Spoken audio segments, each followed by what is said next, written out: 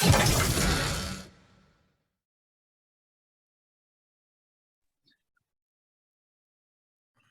morning, folks. This is Dr. Terry and Tom here with the Metaphysical Mysteries, the most interesting part of your day. And we have with us an amazing guest, Tracy Turner from the great state of Florida, formerly from the great state of California. And Tracy is known as the grandmother of psychics. She's been in this business for 45 years, been gifted as a child. And so she can go back and tell us stories. I'm sure it scares us to death and make us very happy at the same time. She's a very no-nonsense type of psychic. She's no BS. This is the real deal, and doesn't really care for folks that try to be something that they're not. And so with that being said, Tracy, welcome. We loved having you here. Thank you so much, gentlemen. Thank you, Terry. Thank you, Tom, for having me. So I guess we should probably start a little bit at the beginning. You know, as a child, this thing came on you, so to speak, or you got it somehow or recognized it. Was that a scary thing? Was that something natural, or how did that happen? Well, as a child, I used to see ghosts and I used to talk to God. I talked to God from yay high to a grasshopper.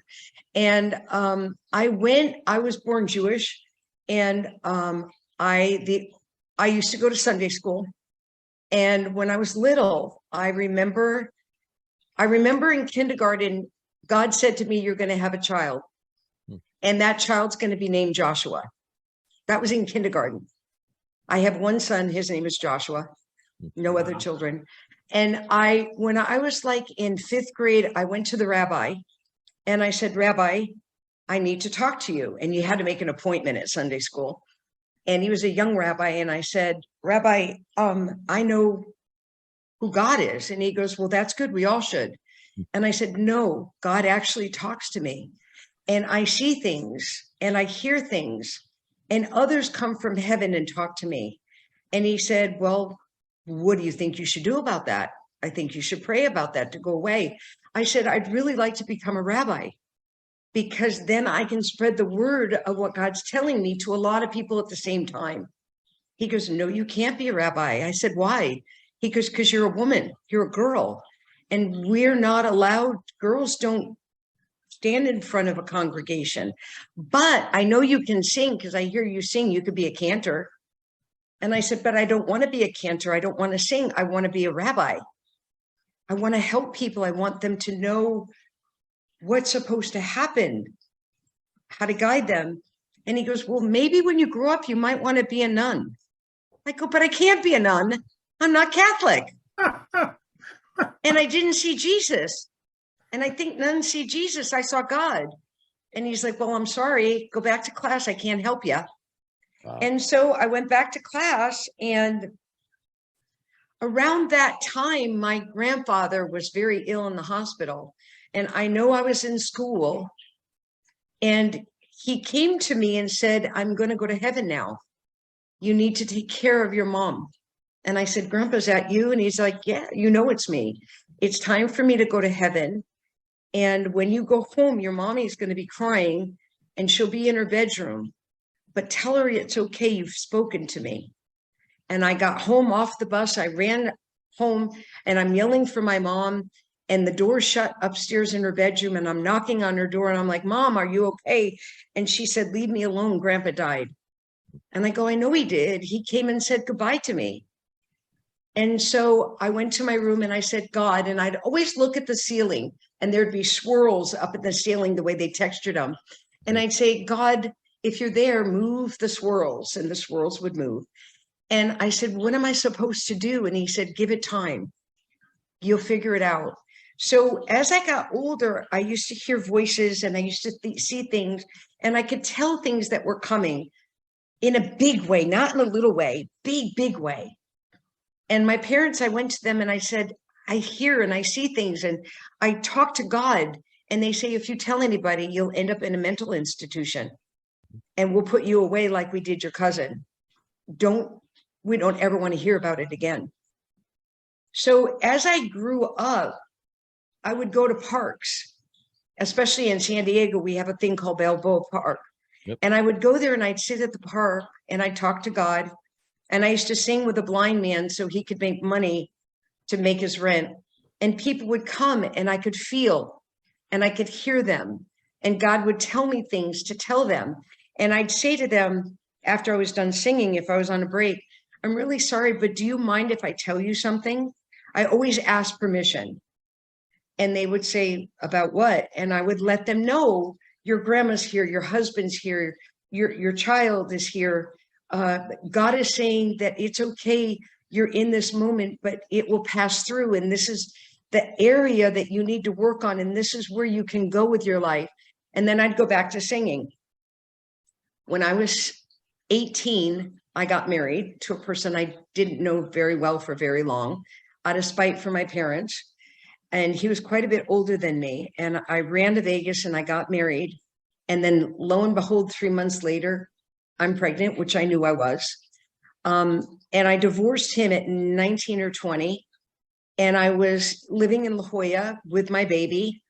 And I had no job. I had no idea of what I was going to do. I had just gotten like in and out of college. I was still going to San Diego State. And I looked up and I was really, really sad that day. And it was nighttime. And I was looking out the bedroom window up at the stars. And I said, God, I need guidance. I need to know where to go in my life. Music's my passion. I've already been shut down to be a rabbi. I need to know, where do I go? I have a child. I have nobody to help me. What do I do? And the voice said to me, if you contract with me and you say that this is the work that you want to do, I will send them. But I need to hear from your mouth out loud, this is the work that you're going to do for the rest of your life, no matter what. And I will take away from you what doesn't serve you to serve me. Do you take the contract on? And I'm like, okay, I know it's you because your vibration is unlike any other. Do I have to tell you now? And the voice said, yes, you're asking for help and I will deliver, but you need to make a contract. Is this yes for the rest of your life or is this no? And I said, how do they come? He goes, don't worry about that. I go, but I got an unlisted number. He goes, don't worry about that. Do you take on the contract? And I said, I do, I shall. It is said, amen. Those words came out of my mouth. From then on, people knocked at my door. People called an unlisted number. And my son at 2 would go out and say to them, 2 or 3, my mommy's going to teach you about your angels, but she's with somebody else, so you have to sit and wait. And I've been doing the work ever since. Fantastic. That's, you know. And I thought that those things happen to everybody. Yeah, I mean, a lot of people would be scared of that. Other people would embrace it. But that's a long time ago, as you said. I mean, you're talking, you know, back when it wasn't a thing. You know, so it was not a thing. And, you know, a couple of things you pointed out there, the religion getting in the way of what you really wanted to do or thought you would, but maybe the religion got in the way to put you where you are now. You know, when you look back on it, do you think about that? I do. And the funny thing is, Terry, is I do sessions with everybody in any facet of what they believe in. Right. And I've always done that. And people will say, well, what's your religion? I said, well, I was born Jewish, but I am spiritual. My belief is in the God or your higher power. And I call that God. And they go, but when you talk as though it's my religion when you talk to me, whether they're Buddhist, whether they're Catholic, whether they're Christian, whether they're Protestant, whether they're any. And I said, because religion is man-made and spirituality is God-given. And so God is going to give me the voice in which you receive how you receive. And I am not here to judge the community in which you learned your spirituality. I'm here to receive and give you the words in which you can understand and receive in what your higher power is saying. Absolutely. Do I have problems with atheists sometimes and agnostics? Yes, but then I said to them, if you believe that chair is something that lifts you and gives you hope and faith, And if that chair is what you believe to be what I call your higher power, then let it be said that it came from that chair. I get it. Yeah, totally. You are right. Religions are man-made. It's a mechanism for people to attempt to get, I think, their training wheels about, how to act, how to behave on this earth plane, and maybe get themselves pushed towards spirituality. But having worked in similar circumstances, I could care less where they come from with their belief systems, their intent, because when you get on the other side, they don't ask for your Muslim card or your Catholic card or your Jewish card. You're on the other side. It's all love. You're embraced because you're just going home. And so people, get a little tied up in their own religion rather than focusing on source. The creator, if you will, doesn't have a name tag. It just has love. And we all come from that source. Exactly. Plants, animals, beings, we all come from the source that created. Whether you believe scientifically or spiritually, there is a source of where we came from. And another thing, we had a podcast here a while back, and you talked about they'll lock you up in a mental institution. We had one of our podcasts called we called it the Modern Day Witch Burning, and we had a gentleman who was actually locked up from notes that he had taken in a diary of metaphysical things that were happening to him. And he just took notes from a observational point of view, and his wife weaponized it against him and got him locked up. So I'm going to be very honest with you guys. When I was 40, the same thing happened to me. Yeah. And I said to God, let them take anything they want from me. Let them spin this any way they want. Right. Don't ever take the gift that you've given me away. And as I sit here in this padded room, strapped down because they know that I'm hearing voices, and it's not acceptable right now. Right. Allow me to get out of here one day. Let somebody free me from where I am at this moment. Let me never forget this exact moment in my life, and let me be louder and prouder with the words that you give me. And I said, Amen. There you go. But I was there. I was there in San Diego. Yeah. So you can empathize with that completely. And we always talk about that with young kids, that are coming on. When do you say something, and when do you not say something to keep yourself safe from that kind of intrusion into your life? Because it can actually damage you. Some people can't tolerate it, and it damages them immensely. So I don't know if you have thoughts on that, but boy, that's what I taught my son was, if there's a voice, because when he was little, I used to put him to bed, and there was something that happened once, and he was a little boy. And he said to me, and I was tucking him in, and he said, "It's okay, Mommy. God came to me and spoke." And I said, "He did? What did he say?" He said, "Everything's going to be okay." And I said, "Where did you hear him?" And he said, "Right here in my heart." And when your child or whoever it is hears something, we don't always need to say it's mental illness.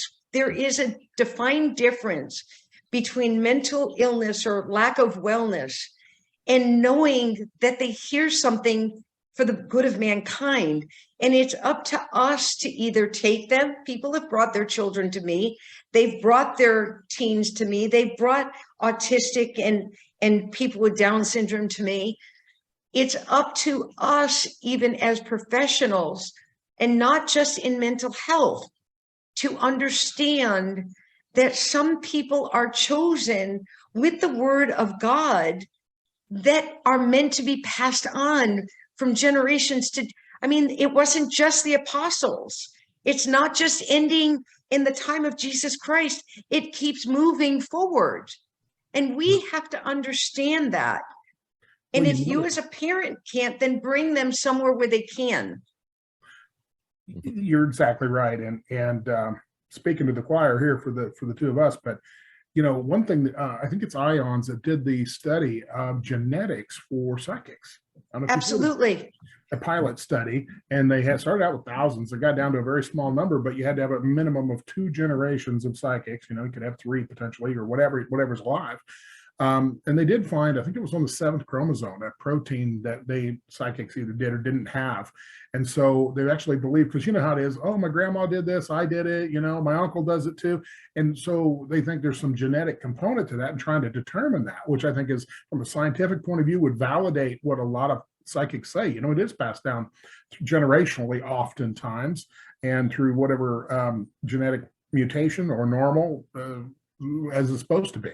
And of course, how would God give you the gift? I mean, just a little touch of the genetic code could give you the gift that other people might not have. So I would like to see that. They're going to go back and do a greater study, it's my understanding, because the pilot study was positive that that was the case. So I think that's going to be fantastic to see that come down, because I think science and mysticism it's coming together. And it used to be far apart, but I think it was even Pope John Paul II said, there's science and religion and all that. They're not opposing forces. They just don't know each other yet. And if it didn't come from the hierarchy of that religion, in our religion, in the our side of the earth, then you're not gifted. If Right. You're not, but in the Tibetan and in other, everybody could be gifted. Yes. And they're also, let's be clear, because we know something and it happens, doesn't mean we also are truly open for that lane. God creates everybody with intuition, and everybody needs to follow that intuition. But some people take a little bit of what they may have and then declare themselves as all-knowing and all-seeing and all there. And that's also what makes, and some of them don't even have any of it. And some of them have had it and they've lost it, and they cheat and do hot and cold reads on all aspects of being metaphysical. So take the source and know that too. Absolutely. Tommy, do you have something on that? Yeah, actually, I have a couple questions. Tracy, you said, because I spent some time working in a locked psych unit, and so, your experience obviously resonates because you hear those types of things in those facilities. You said early on you heard and saw God. How would you describe that? Because I know we have clinicians that are listening to this podcast series as well. So maybe this will help them in the, understanding the difference, as well as parents. Great question. And this is what I tell everybody that asks that question. When I heard God, we know what our mind sounds like. We know what our voice sounds like. We know that tone, correct? Yep. The voice of God, is a vibration unlike any other tone I've heard. It's deeper, it's wider, it's more almost harmonic. It's behind me, not in front of me or inside me. Okay. It's behind, the voice is behind and higher. When God comes and speaks to me personally, when I'm doing a reading, I let people know that if I look to the left, that's where I see God and your angels. I see them. Okay. When I look to the right or feel to the right is where everybody that's passed over comes in.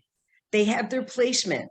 Mm-hmm. But when God is speaking to me, for me, and not in a reading, it's behind me, coming into me, and the vibration is a vibration I know true to be one I've never heard or felt or become before. And when I was younger, that vibration would come inside my body and almost elevate or expand my soul. Okay. So I knew, and that's the earthly way of knowing. When you see God, when I see God, it's a gas of white, bright light with color that exudes from the middle of it, almost like we would call a soul. Okay. But it's it's larger and brighter and intense. So on Earth, that's what I assimilate it with.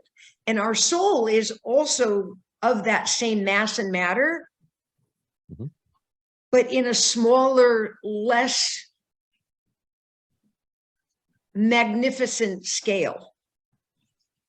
Does that help?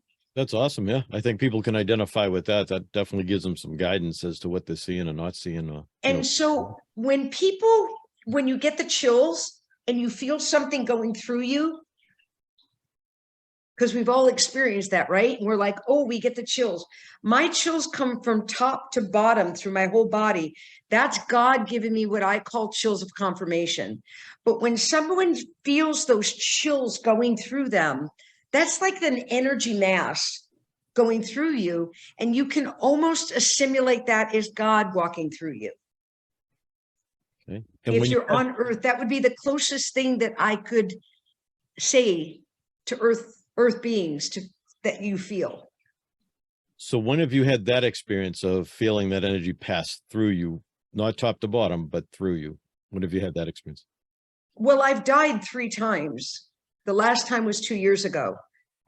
Not only when I died did that mass come into me, but he like brought me up and I elevated over my body. And then we had a discussion.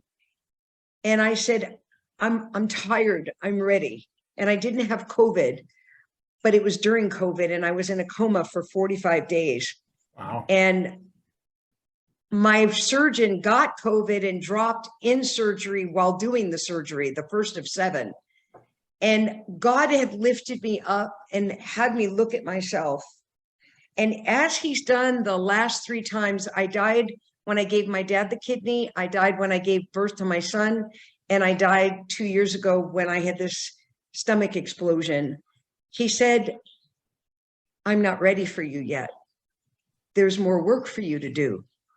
And I go, I'm tired and I'm ready to come. I can't do this anymore. I can't recover from this. If I recover, I can't do it. And we were elevated over my body. I will tell you exactly who was in the room and what was going on. And my body was open.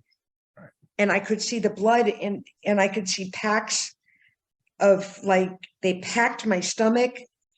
And he said, I'm not done. You've got to keep doing my work until I call you back home. This is a moment. You have work to do and people to touch, and I'm not done with you. And I felt that and I saw that, and all of that was going through me. And I kept saying, but I see light behind you and I just want to go. I'm tired. And he said, no, not yet. Wow. You know, NDEs are amazing. And I think some people who have their awakenings, when they get a true awakening, a lot of people think they've been awake, but not really. I think NDEs and a true awakening are very similar if you study them. You know, a true hardcore awakening that really shakes somebody to the core, and an NDE where they've either transitioned onto the other side, you know, had all those conversations and then come back. Very, very similar from my experience. And I would say that what you're saying there is, you know, you're saying a lot. And I will say, wow, first off, that 3 times, that makes you the winner, doesn't it? I mean, might as well buy your ticket to Vegas, right? 3 times? Holy cow. So what do you think you learned from those NDEs? I mean, was there anything that really strikes you of something you learned? Yeah. My purpose on earth is to touch souls. My purpose on earth is to get people to find their highest and best good. With whatever session, whatever work I do, because I don't sugarcoat, I'm not butterflies and sunshines, lollipops and rainbows. Right. When you come to see me, it's down and dirty. This is what it is. This is what I see. This is your choice to make a difference in your life. Stop being the victim. This is where you failed in your lessons. This is your purpose. This is what God is telling you. Open your eyes, make a different choice. Because when you go back to heaven, your lessons, good and bad, your tests will be looked at and your life will be reviewed. I'm letting you know now, you're at the corner road of change. Take it. Right. Stop saying my life is so bad and no, it's not. It's in the bad that we see the good. So my job every single day when I lay my head down, I say to God, when I give gratitude for that day, some days, you guys, I can't walk. That's because of the illness that I have. I lay my head down and I say, did I touch somebody today? Did I make a difference? That's what I learned from there to here. And when he tells me I'm done and I actually ascend to heaven, I want to know that I made somebody's life different, not with my ego, because you've got to put your ego out the door with what I do. None of this is about me. It's, did someone make a change in their life to better themselves on earth? And that's what I was put here for. Absolutely. Catherine, I have to say one thing that you just mentioned that's really refreshing. Terry and I talked about it this week. So many people that do these readings, it's almost like a one-sided reading, like, oh, everything's going to be great, do this. Instead of saying, you know, you have some issues there you need to address personally. They never tell them that, it seems like, in a lot of these readings. I do. They cry. Tissue is my best friend. Me and Kleenex have stock. Whether I do it on the phone, on Zoom, or in person, it's the same reading. God gives me the same information. And you know what? I go right there. And, you know, a lot of times, as you, Terry, and Tom will know, our past lives have a lot of effect on our present. Yeah. And people will say, and they don't talk. I do all the talking. You write questions on that. That's for the end of this discussion. Right. And then you can bring up what you want to bring up. But God's got an agenda, or you wouldn't have called me. Let me do all the speaking, and then I'll let you chime in at the end. And there's a lot of people that'll come and I say, you've got to fear this, this, this, this, and this. Let's go back. This is from that past life. You haven't let go of this relationship with this person, that person. You keep running back. It's a toxic relationship. That's past life. Your karmic relationship is done when you're ready in this lifetime. Right. I don't mess around. Yeah, that's good. Do you, talking about past lives, of course, I'm a master hypnotherapist. So, we do regressions and so forth with folks and let them find those things for themselves. But for people who do Akashic record readings, I think people want to come in and they want to be, Charlemagne or Napoleon or, something like that. And that's not necessarily the case, is it? No, honey, you might be coming across in the covered wagon and drowned because you didn't get there. And Right. Your husband might have been murdered by an Indian. He's now your child. No, it's not so glamorous. Right. Have you had the opportunity to actually stumble across somebody who I did have, but I'm going to be life? very honest with you, Terry. Yeah. I say a prayer before I start, as I did today. Sure. I say a prayer when I finish. All the crap that I give people is their words. Sure. And a lot of times I don't remember them because I want to shut the door and let my life go my life. Right. I know that there have been kings and queens and that, in past lives that I've seen. I know that there are been a few people that have walked with Christ, and I see it by their feet and by the way they're walking, or what God is showing me. I mean, he's bringing that forward to me so that I can give it to you. But I'm not seeing Elvis Presley. You know what I mean? He's probably catching up with Lisa Marie right now, unfortunately. Right. But I am very, and they'll be like, that does have something to do with my life now, or, Yeah. Okay. I got you. I just wondered if, there was any of them that you had actually, remembered that, people would go, oh, wow, that person's now, because, when it comes to reincarnation, I believe that the only way that you're really going to get a sense of higher consciousness is you have to understand reincarnation first. It's kind of like the baseline. If you don't get that you're coming back over and over and over as you make your ascension, it all doesn't make sense. So a lot of times, even as a minister, I tell people, you can't read the Bible as a flat two-dimensional thing. You have to plug in reincarnation, then reread it, and it makes a whole lot more sense. Whether you're just doing, the Old Testament, or doing it all, doesn't make any difference or any other text for that matter in the Eastern religions. You have to, and of course, only in America does somebody raise an eyebrow when we talk about reincarnation. Other parts of the country, world, in fact, it's like, duh, we get that. That's just the normal. Well, if we only think that God creates our soul one time, yeah, it's pretty pompous. It is. And 75. And they call it the Akashic Records, but what I used to call it back in the day is the Book of Reeds. That's where God took me. And it was this huge room, and all of these books were made of reeds. And he knew the soul that we had. And what he does is he pulls, like when someone's in front of me, he brings me to the library and he goes, oh, that's their soul. Let me tell you where they're going. Let me tell you where they've been. And it's this reed that he looks at. And he knows how many times we're going to be here, how many times we've been here, who our angels are that are going to guide us, what our lessons are, what our tests are. And he pulls that book back out when we ascend to heaven and we're at that pond, and he reviews our life with us. He pulls that book back out. And people go, well, how does he know what that book is? And I say to him, well, let's just give your soul a number, 86925. He knows what book to go to when your soul gets there.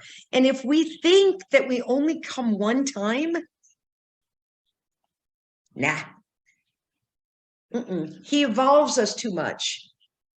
Do you know what I'm saying?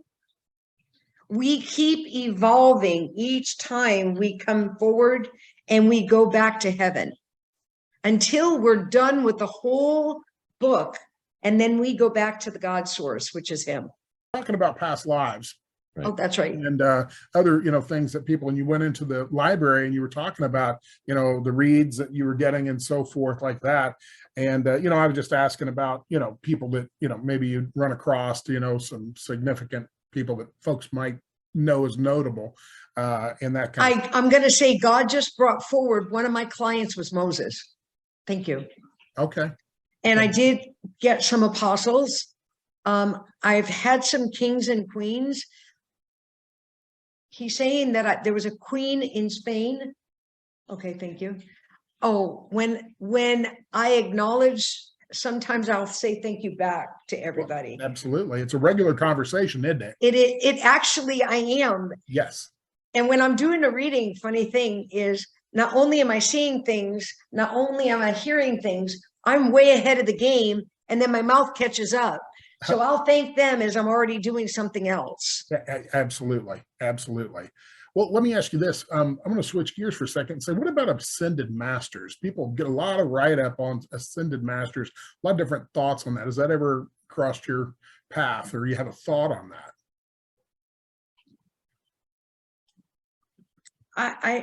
I don't, only because, I feel like there's like everybody is a master of something, and everybody ascends to do greater and greater work, and then we come back. Right. And so are we all masters of our creation in different times? I mean, I can tell if someone's an old soul or a new soul, that they've spent more time in heaven than on earth. Okay. And I know that there are older souls walking. I can see a baby and say, oh my God, that baby, that child is a master, has been here for ever and ever. And you're going to have issues with that child because he already knows so much. Right. I believe it's the evolution of each soul, and we're here for reasons. And, like my son, I always said he was an old soul, and he thought that was a bad thing, that he wasn't good enough in heaven. And I'm like, at 41, I'm like, no, Josh, that's what this means, that you've been here over and over and you're so wise, you may not come back again. Right. And then there's newer souls. And I explained to them, your soul is newer because you've been angelic. You've been in heaven. You have walked the path of God and angels so much that your soul doesn't know earth as much. Right. So things are newer for you. Yeah. And so that's where I get my clarity. So do you feel like angels are something different than humans, or have they ever incarnated, in your opinion? Or so you think? Yes, Okay. they have incarnated. We have 7 angels that are put with us upon birth. Okay. We do not know those people when we are born. So they go, oh, is grandma my spirit guide? She could be a guide. Is she my angel? Not if you were. No, she wasn't. She isn't, because you were born and grandma was still here. She doesn't go to heaven and then become your angel, but she can guide you through lessons in life. Right. That could be a spirit guide, but an angel, all 7 angels are attached to us by God before we ascend into earth. And they each have a specific job. And when we go back to heaven, he also sits before them to see if they've done their job. And he says to them, now I need you to go back as a master, or now your work is done as an angel because you've done everything I've asked you to do in your record. You're now coming back to my spirit. Gotcha. Even babies that are born, they could be an angel and they don't live their life. Their first year of life, if they pass, God just needed them, the birthing, to finish creation for what he wanted them to do. And then they are now angels in him. If that makes sense. Absolutely. Yeah. Because the abortion question has come up across my desk a number of times, and people ask me about that. I said, here's the thing. You cannot kill the soul. You might terminate the body, but you can't kill the soul. Nope. And if you terminate the body, that's your choice. I guess that's what happens. It's happened for eons of time. Or the body or the soul terminates early, stillbirth and whatnot. Absolutely. And so they'll catch the next train. That's right. And I tell them, I even have had infertile people with me. Yeah. They spent millions of dollars on IVF back in the day. And I go, yeah, but I see your daughter. She's in heaven waiting for you to bring her forward. Yeah. Stop the treatment and let her come naturally. Yep. Or they lose a child. Yes, that child's guiding you in heaven and is waiting to come back, or they're done. You did your job, and God took you because you were the bravest soul, and he needed to use your body as the vessel to bring that child back to heaven where he needs him. Right. Same with miscarriage, abortion, infertility. We're the vessel for the spirit. Absolutely. And that spirit could be waiting. You could have a miscarriage. It wasn't the right time for that child to come forward. God's in charge. He knows that spirit. He knows who's supposed to come and go.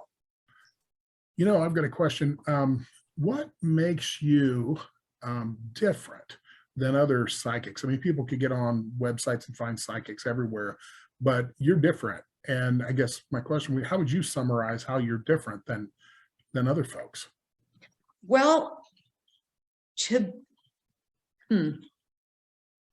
I don't use modalities. Mm-hmm. I say a prayer before I start, a prayer when I finish, which most psychics don't do. Right. I am not only a psychic, a medium, but I'm a medical intuitive. When I was younger, I could talk to animals like an animal whisperer. I could do Reiki. And then I decided to have a conversation with God to have him pick my lane for me. There you go. I have studied under no one. I have read no books. I sit in my God source. And if we do, people will find us. And I truly have been told, because generations of families come to me. Right. So the words that I give, I'm told, are beyond like accuracy. So how am I different? And I don't do research on people. Right. I don't know. I guess I'm just so pure to the gift of God that I don't worry about what other people do that do what I do. My worry is be true to your calling. Right. And don't fake the world out. And just because you're famous, don't Google them and check them out and have somebody in the audience with a microphone or walking through the audience and getting information so that you can call their name and surprise everybody. Be real. Right. I I think feel that's like- what makes me different. Yeah, I feel like you're genuine, 100% genuine. And I feel like I'm talking to a soul sister, because the things we've talked about today, I repeat those. I've said those, and we had a conversation before we even started our podcast, and we were in sync. And it is refreshing to find somebody. It is so refreshing. And I tell people, don't come to me if you want butterflies and champagne kisses. Right. You want to know what's real. I'm going to swear. I'm going to shoot from the hip. I'm going to tell you like it is, sister or brother. Yeah. And I cannot lie. Right. Because it sits on my soul when I ascend. Every person I meet with, God's got that scoreboard. And if I don't say it right, I got to say to you, I take it back. Let me rephrase it. That's not what he intended for the words to come out. Wait, let me search for the word. It could be baseball. And if I don't say the word bat and ball together, then I got to take that back. It sits on my karma, on my soul. I got you. What do you think about demons? What's your take on demons? Okay, so there's two things that I've heard from God.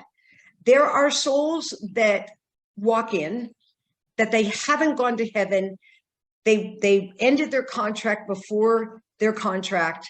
And those souls, kind of like ghosts, can go through a portal or they can jump into your soul. But the word demon to me is man-made, and it's to put us in check through religious order that there's good and there's bad, and there's nothing in between. And if you don't walk in the path of being scared into goodness, then there's a demon. I don't believe in hell. I've never seen hell. I know that there is a place called the ethereal plane between heaven and earth, and those that have done or taken their life before their time, their contract, they get stuck there. Yeah. But there's no such thing as hell. Mhm. There's no such thing as the devil. And I'm sorry, people that believe in that. I don't see anything called demonic.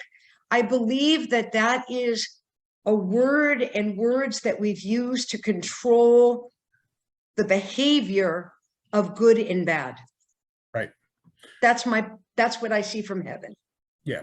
We did a podcast on hell, and it was really good. It was a man who'd done, the Reverend who'd done a tremendous study on what hell was and wasn't, and it's all man-made. There's a place you can go to be cleansed, if you will, but it's of your own making, and until you feel like you're ready to make an ascent to your final destination. So, but as far as hell in the common sense, that was all dictated by Dante's Inferno, that kind of writing in the Middle Ages, and we've adopted that as how it is. So people are really scared. This is also what I'm being told, Terry, is that back in the day when someone did something wrong, Mhm. they were buried, a hole was dug, and they were buried on the very far, way away, further away than the Jews, right? Yeah. And a dog or the scavengers would come, and it wasn't a proper burial, and they would drag them and they would become their food source. So that's where we got the thought, thank you, that you were dragged by the devil was in you. You weren't. So that's, again, a written man that we've recreated over and over and over again. I got you. Yeah. Tommy, you had something? Given all this, and you touched on it earlier, what's your take then on mental illness? What is that from? So let's really in mental illness. And actually, I do a lot of mental illness work, and I work with therapists because they come to see me when they're done with their clients. So mental illness, let's be real, it's DNA predisposed. Okay. to the degree of mental illness that we carry when it's in our genetics, just like being psychic, is predisposed. We can choose to, and people may be up in arms with me over this, but I've suffered from depression and anxiety and other things. We make a conscious decision of choice. Mm-hmm. And knowing that what we hear or what we see, we make a conscious decision. Is that real? Is that fantasy? Does it serve a purpose? Do I need to sit in that now? And if you truly are gifted and it's not the mental illness coming through, then God will present it at the time and place that it needs to be there. And when the mental illness comes in, you say, I don't own this today. I'm choosing to rewire my mind that mental illness is not a part of my being now. Mm-hmm. My choice of mind over body is where I'm going at this moment. It's not real. It's in my mind. This anxiety or what I'm hearing is not real because I know the vibration. And therefore, I choose not to own it. And now I ask it to walk away, to let it go away, because this is my body, this is my mind, this is my choice. Mm-hmm. When the mental illness comes in, you can say, I am not the body, I am the mind. I am not the mind, I am the body. I am not the mind, I am the body. I choose for this to go away. There's nothing in my soul that's owning this right now. Please, God, give me the clarity to know the right choice. And that's what I really believe with mental illness, we can choose to take. If you were given an opportunity to address every psychologist as they were going through school, the higher levels of school, and psychiatrists, psychologists, both of them, any counselors, and to give them a little snippet of, let's say, what we're talking about, the difference between mental illness and psychic behavior, because they really don't get that in school. They're just simply taught in a box. And if it's not in that box, they'll try to make it go in that box. And eventually they come to the point, if they've done it long enough, this is outside my box. And then they come to you and me and Tommy and say, what the hell is this? So if you were teaching and maybe they plugged in your tape to all the psychology universities and stuff throughout the United States, you had a little blip to say to them, what would you tell them if you were trying to educate them? I would say to them, the mental mind is almost as much evolving today in the way we look at it as we look at grief and trauma. And everything goes together into the soul, and not everything fits the box. And if you don't have an answer, don't spit it out to a client that it doesn't resonate with. You're okay to say to that client, I don't have an answer for you right now. Let me get back to you. It's not always how I'm feeling.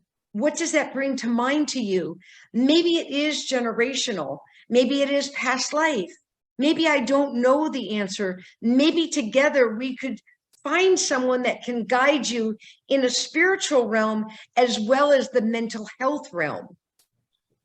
Exactly. Maybe it's not as easy as what I learned in school. As a mental health person, we don't have all the answers.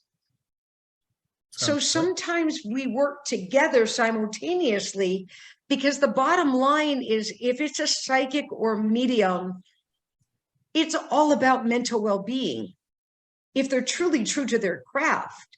Right. And so I believe that in the realm of being certified as a well-being expert, you should take some spiritual classes and not religious classes, but spiritual classes to see what is the soul about, not just the body, not just the mind. We're all connected. Absolutely. Maybe there's soulful issues that need to be addressed. 100%. Yes, I agree. Well, we're getting towards the end of our time together. Do you want to use Tommy and I as little training dummies and give people a little demo about what you do? Yeah, Sure. we can do the dummy thing really well. We're experts at that. Good. So, Tom, your grandfather was coming through the whole time. My mother's side or my father's side? I never met my father's side. It was actually your father's side, because I get him to be taller. Okay. And your mother's side, he's shorter. Correct. And he's taller and leaner. Okay. He says to me, hold on, he wants to talk right now. You didn't take the path of least resistance in your life. You took the path head on. Mm-hmm. You've hit a lot of walls through your journey, but where you are now is exactly where God wants you to be. There's more for you. Your head feels like sometimes it explodes. Like you understand what he's saying. I get an explosion in my head and it's like, can I put any more knowledge in? And I got to get some of this out. And sometimes you're like, oh, I need to put my body and my mind together. I feel like something's going away. You get what he's saying? Yep. He's like, hold on, we've grounded you. So and he's showing me, they wrap a golden cord around your waist, okay, and they stick it in the ground so that you stay grounded. Okay. Because a lot of times you get knowledge and you don't know where it comes from or why, and you don't know how to decipher it or where to go with it, but they're keeping you grounded to what you know. Okay. I think I'm also being told by somebody else, take that trip that you've been waiting to take. You've been putting a trip, they're saying there's a trip off, there's a trip to go somewhere. Is that for you, Terry, or is that Tom? But I'm getting someone, there's a trip, and it's both not, it may not even be in the United States, it's somewhere, and it keeps being pushed away, and then we revisit it and we keep pushing it back, and it's really an important trip. But now wait, Terry, you're sitting in front of me. Tom, I gotta wait. Terry, I gotta say, I know there's past life with you in Ireland and Scotland, but I'm gonna say your biggest past life is Greece. And you were there as the waters came, and I see you drowning, and I see you holding on to some kind of statue, and you're now underwater holding that statue, and I feel the burn in your lungs. And you then ascending, but and I see what you're wearing, and you're in a big, like, you rose up, like not a palace, but there's steps, and you're going to the higher ground before this water comes, and you're up to the higher ground, and you have something to do with God, but you believed it was an idol or something more mystical, and you're holding on to that as the steps in the water are rising, and then it breaks while you're holding it. But you definitely in that time frame.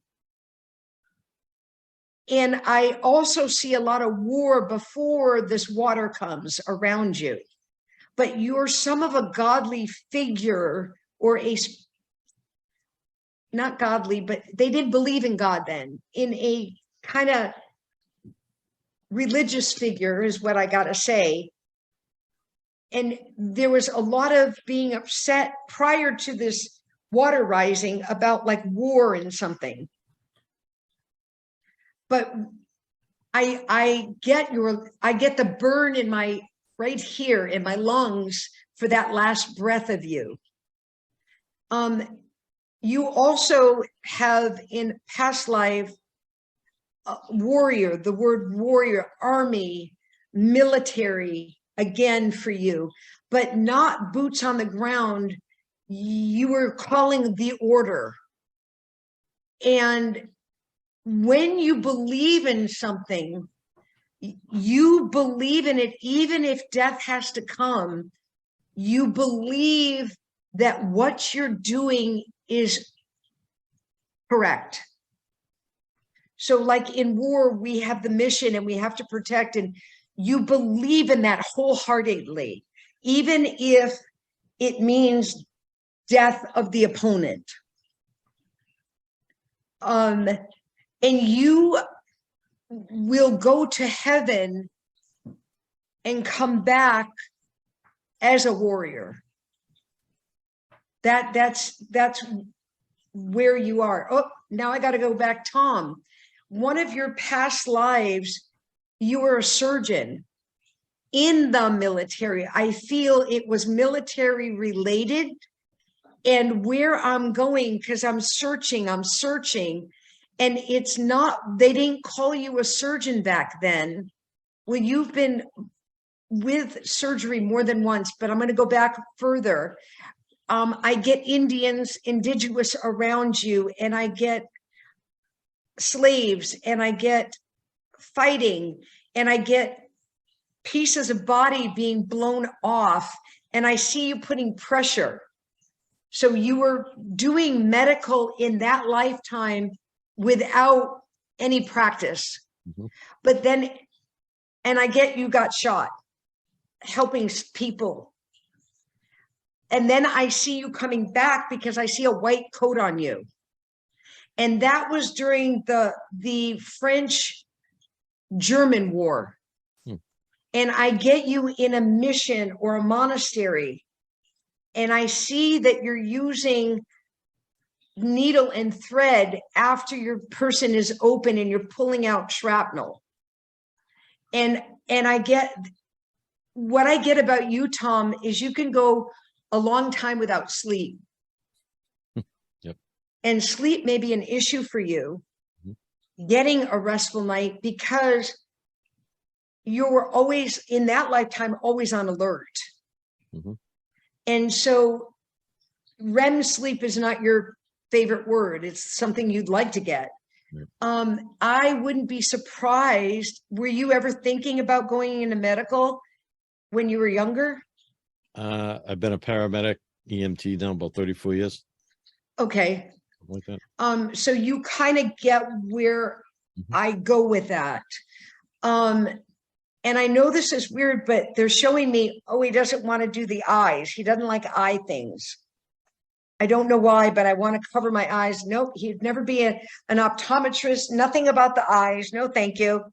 Eyes are not his friend. And I'm also going to say that I get hearing issues with you. And I hear blasts in the background, and my ears, and I wear hearing aids now. I've been almost deaf my whole life, but my ears hurt in deep inside for you. There may be hearing issues in your life. Yeah, I want to go like this, but you just keep sewing and opening, and there's not enough blood around. And you're trying to figure out where you can get blood to save these people, because they're all bleeding out. So you may be a blood donor in this lifetime. It might be something important to you. Is that physical blood or emotional blood? Both. But I see physical blood, but I also see you wanting to heal people on an emotional level now versus a physical level. Because you understand, when I open you up, your soul's not going to leave. It's still there, but why is it still there? We need to heal the soul. Mm-hmm. If you decided to go into ministry older in life, whatever that would be, I have to use the word ministry. Right.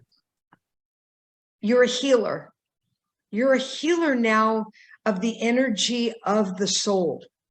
And you see the energy that comes in and out of people, and you feel it through the heart, and you want it all to be of one, not darkness. Mm-hmm. And you can feel the darkness, the gray that I see. Yep. You feel it and you see it too, but you don't talk about it. So you also can read auras, and we know that the energy of people change all the time. You know, you get your picture of an aura of someone, it doesn't stay with you. And when people meet you or me, they go, oh, what's my aura like? Oh, do I have a good aura? You're like, oh geez, did they only know? But you really understand the flow of energy. And when you're in the presence of someone, Tom, you can see it change. You can see it. You make a difference. And give yourself some spiritual credit. You down yourself a lot about your impact in the world and on people. Terry, not so much, because he's all full forward in his energy and you're more reserved. But believe me when I tell you, thank you, that he is working through you. And your evolution in the world of spirit change and even a new generation is going to be amazing if you just allow yourself to sit in it. Okay. Yeah. You're a game changer. You're a game changer and a healer. That's a lot of responsibility. Mm-hmm. You know? Yeah. But allow him just to keep working through you. And don't question the why. Mm-hmm. Find the gratitude that he chose you. Yeah. Well, I gave up on the why a long time ago. You have to. You just have to. But you're the more. My eye wants to go, do I believe? I want more proof of what God is saying to me. And God is like, look, bud, I'm just using you, the vessel. Just sit back and take the ride sometimes. Mm-hmm.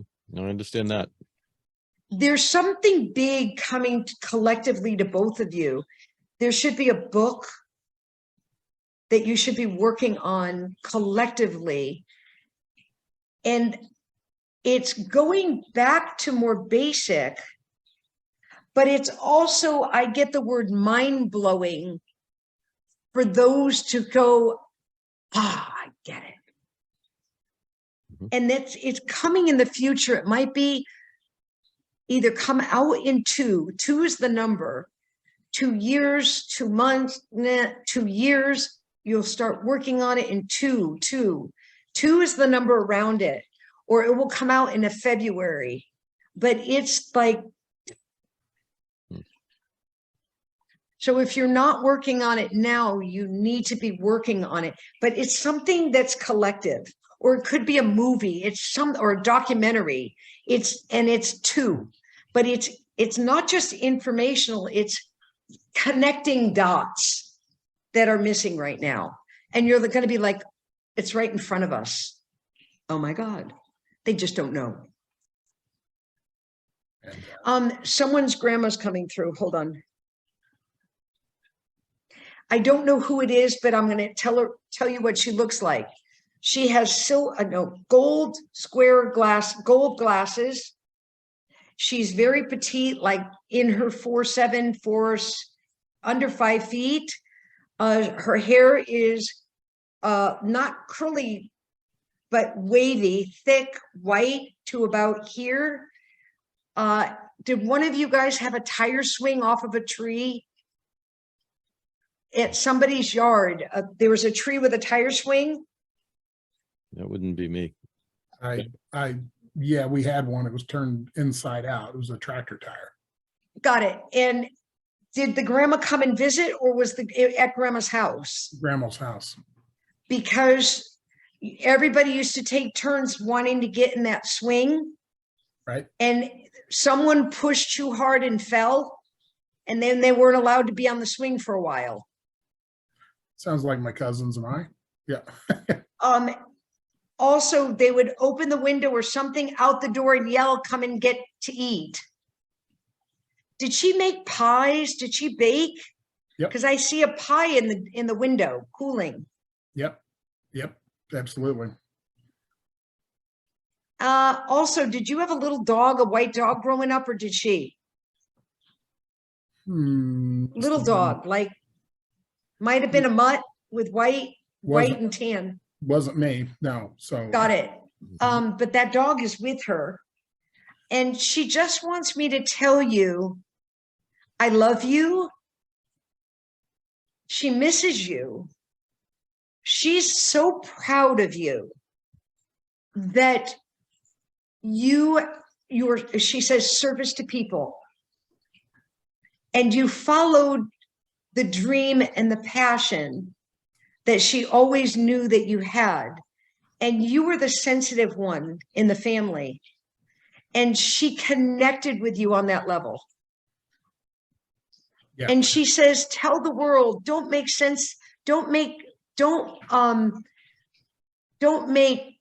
I can't get the word. Don't make the sensitive feel not worthy. I can't get the word. Don't make fun of the sensitive. And people made fun of you because you were sensitive. Sure. And she said, and look what you did with that. Yeah. You turned the frown around, she said. I had a very interesting childhood because I have two mothers and four grandmothers because I was adopted as an infant. So. But you weren't. No, I was supposed to be where I'm at. I mean, thank you very much, she says. That. But I do know my bio parents as well as my real parents at home. And, you know, but the grandmothers that I grew up with, I do know, and they died, one of them in 103 and the other one was like 97. And so, but the bio side that I never knew has come through before. And typically my daughter who's passed comes through when we connect. And so it's kind of fascinating. So there's things I don't know about if it would be a bio grandparent that I would not even know. So I could check with family to see whether or not she actually had a little white dog or not. So you know, that kind of it's about like a kind of like a terrier size, and it's just running everywhere. Your daughter is here, and not because you said it, because it's all female for you. But she said now is not the time to come through. Right. She says she's very respectful of her father figure, and if she came through, she said it would make you upset, and this is not the platform for her to come through for you. Sure. She has a great deal of respect for you. Vice versa. And you chat all the time, she says, anyways. True. Very comfortable. You have fights even. Yeah. Well, it's interesting, you know, when you get into this, and I think, you know, for folks that, you know, need readings to help heal, I think these things are extremely important to do. And, you know, I do a lot of teaching in this field, and I feel like those are things that, if nothing else, the people who are gifted, such as yourself, truly can serve as healers in that respect, to give them a sense of peace that everything is okay on the other side. You're all going to be together. And, you know, there's you're going to get the little chain, the little necklace on the other side going, good job. You know, there's no question in my mind. I've already seen it. So that's wonderful. I have immensely enjoyed talking with you, Tracy, and I'm sure Tom has too. But Tom, you have some closing remarks? Yeah, I just want to say thank you for coming and being so your candor and just laying it out there, because it's really refreshing. Instead of, you know, we have people that I think sometimes maybe slant the conversation instead of just keeping it real, to put it simply. And I think it's good to bring balance and show people that we can do this from a balanced perspective and not just a woo-woo world. That's so true, you guys. You know, the world as we see it is shifting and changing. And it's time that we embrace and shift and change and take accountability and responsibility for everything we can change, and pass forward what we know to help others change. Well, Tracy, if people want to get a hold of you, what's the best way you would prefer people, you know, reaching out? Well, they can always email me at my 858medium@gmail, which is on my website. My website is tracy-turner.com. And if they want to book an appointment, they can go on there. I do in-person in Florida. I do Zoom and I do phone readings, and they can just book right there. And there's my information on the website. Also, I do an hour live that I give back to community for free every Monday night, God willing, on Instagram. And my handle is Tracy Turner Psychic Medium. And I do a live from 7 to 8 p.m. Eastern Standard Time, where I allow people to either go live with me or even type a question, which is really hard. And I answer them, and they're allowed one question. Sometimes I don't go on because I may have a client or something, but I try and stick pretty true to that. And that's what I give out to community for free. Fantastic. Awesome. Well, we will get that up on our website so people can go to the metaphysicalmysteries.com. They can link into all of your stuff. And if there's anything else that you want to put on there, we can certainly get that done. And on behalf of Tom and I really want to thank you. And for all the listeners, hey, this lady is real. So if you need a reading, you need to get your life straightened up here, this is the way to go. So Tracy, we appreciate it. And for all the listeners, hey, thanks for being with us today, and we will talk to you soon. God bless you guys. Thank you, and have a great day. Thank you.